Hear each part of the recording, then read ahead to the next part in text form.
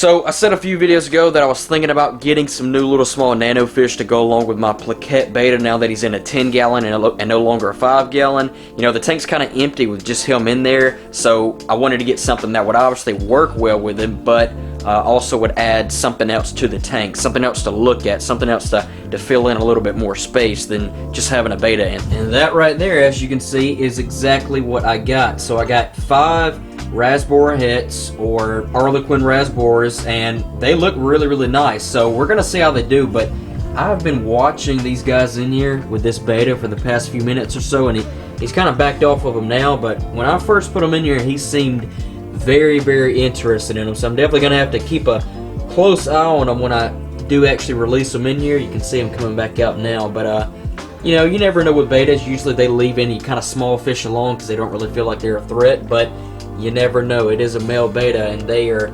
notorious for being aggressive sometimes. So we'll just have to keep an eye on that, but they should look and do really good in this tank. And like I said, they'll kind of fill in some space in this tank. So as you can see, the big Amazon sword, it is doing great. I know it likes being in a bigger tank now. The cryptocorn is starting to come back now and looking good. And I just need a little more gravel in here to fill in that spot right there, and like some of these other spots in here where you can see some of the white sand.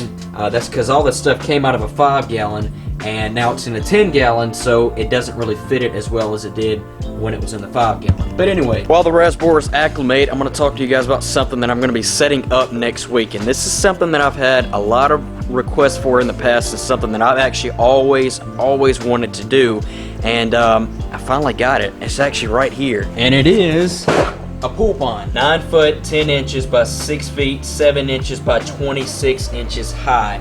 Guys, this is gonna be a big pond. Now obviously it doesn't have the actual gallons on here, but I did calculate it on a tank calculator, and it comes out just under 900 gallons. So this thing's gonna be big, and this is where it's going. There's the 300 gallon, and I might as well show it. Here it is. Holy cow, it's been a minute since you guys have seen it. There's the peacock hanging out down there, looking good as always. There's the Oscar, there's the bass. I actually have a bullhead catfish chilling out in here. It's been so long since you guys have seen this pond, but everybody's doing good except the gar's no longer in here. So roughly a month or so ago, I've had this pond set back up now for roughly a little over a year, and it was time to do a little cleaning on that pond, and I wanted to actually get inside of the pond and do some good cleaning on it. So I was gonna basically fully drain it, you know, not recycle it and all that, but just drain it. So what I did, I put the largemouth and the peacock together in a little cooler, but I didn't have any other coolers. So what I did is I took the Oscar and the gar out, and I put them over there with the soft shell turtle in the 75 gallon. And they were just going to be outside of the pond for a few hours, you know, 4 or 5 hours, so I could get in there, clean the pond, get it filled back up, let everything kind of settle back down, let the water warm back up, and then I was going to put them back in there later on that day. So I get in there, clean the pond out, fish are doing good, I go inside, do something else, and I come back out here later on in that afternoon, was ready to put the fish back in the pond. The bass were okay, I put them in, and then I go over to the soft shell tank, and this was one of the biggest fish hobby mistakes I've ever made by putting those fish over there with the soft shell turtle. Guys, I walked over here, and I'm going to show you. I don't have a picture of what the tank looked like because it was so gruesome, but that guy right there had killed both of the fish. It was insane. I actually, when I first put them in here, I watched them. They were doing fine in here. He had no interest in them whatsoever, but that little guy right there, over the course of a few hours, killed both of those fish. It was insane. So actually the Oscar that I just showed you over there in that pond is actually a new Oscar. It's a tiger Oscar just like the other one was, and he's actually a little bit bigger than the last one, but it's not the same Oscar. It is the same bass, they're the same, but the Oscar is not, and I still have not been able to get another Florida gar, which is the kind of gar that I had. So pretty crazy, right? Yeah, so learn from my mistakes so you don't make the same. If you have a soft shell turtle, and really any turtle, do not, and I mean do not, put them with any fish at all.